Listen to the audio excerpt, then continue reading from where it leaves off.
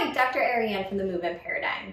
Do you have acute low back pain and you're not sure what to do? Maybe you keep stretching over and over again without any relief. Well, we're going to dive into low back pain, keeping it really simple today with whether you have pain with forward bending or backward bending and what are some things that you may want to consider to make you feel better fast.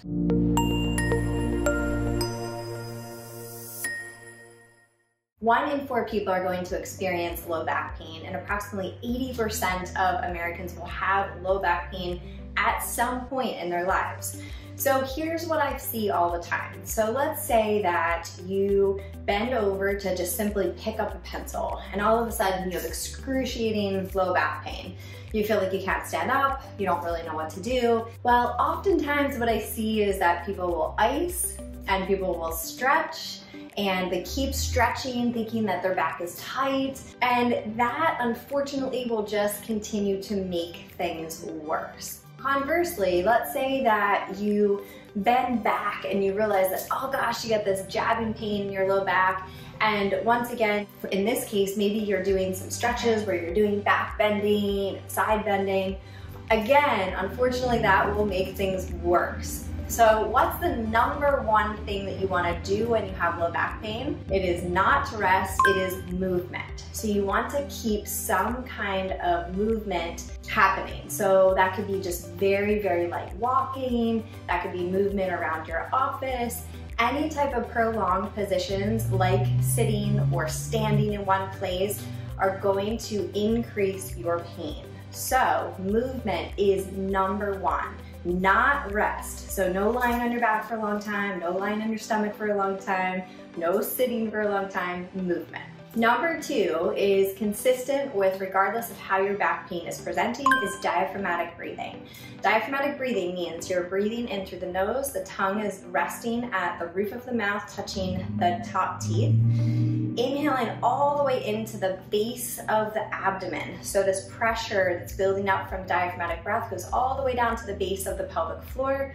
That 360 breath, exhaling belly button towards the spine. Your vagus nerve is going to run right through the diaphragm. So when you're breathing diaphragmatically, this is going to stimulate the vagus nerve, releases a neurotransmitter called acetylcholine, creates a relaxation response. This ultimately will decrease your pain, okay? Key. So breathing throughout the day, when you wake up, when you go to bed for maybe a couple minutes at a time, every hour taking at least 3 to 10 deep breaths will be very, very effective in decreasing your overall pain. Number 3 is having a movement bias. Now, of course, there's always outliers to this rule. However, if you have pain with forward bending, so you reach down to touch your toes, you have excruciating pain, then you do not want to do any forward bending motions. For example, things like child's pose or a cat position or sitting for a long time. So you want to think about doing most likely extension-based movements. So anything from lying on your stomach, crocodile breathing. So just lying on your stomach, breathing in and out slowly. Then propping yourself up to a sphinx position, so onto your elbows, breathing from that position for a period of time.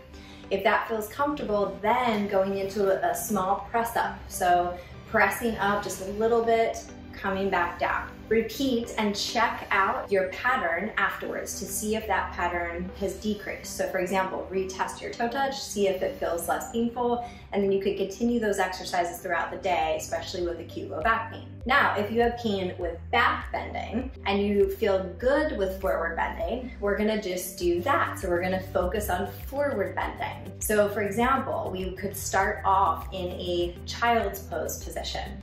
So just sitting there, using that diaphragmatic breath to stabilize in that position, then moving to a cat position, so rounding the spine, tucking from the pelvis, breathing in that position. And then lastly, you could even go into a little ragdoll position, so standing, forward fold, just holding that position, gently relaxing the spine.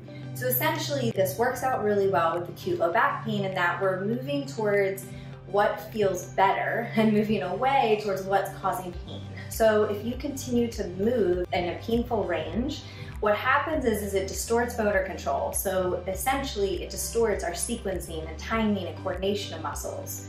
So we want to try to move in that pain-free range. And then you could repeat this and keep testing those patterns to see when your painful pattern starts to improve. Now, of course, this can apply to all low back pain if it seems appropriate, but I really am referring to acute low back pain in this particular case. Now, of course, if you've watched my videos before, you know that I'm going to say this, but you ultimately want to find the root cause of your back pain. But I think in the short term, it's really important to be able to treat it and manage it and move on so that it does not turn into chronic low back pain. So acute back pain is very easy to treat. It can be very quick to resolve, so you want to begin immediately, whether that's doing things like this yourself and or seeing a qualified health professional to be able to treat you.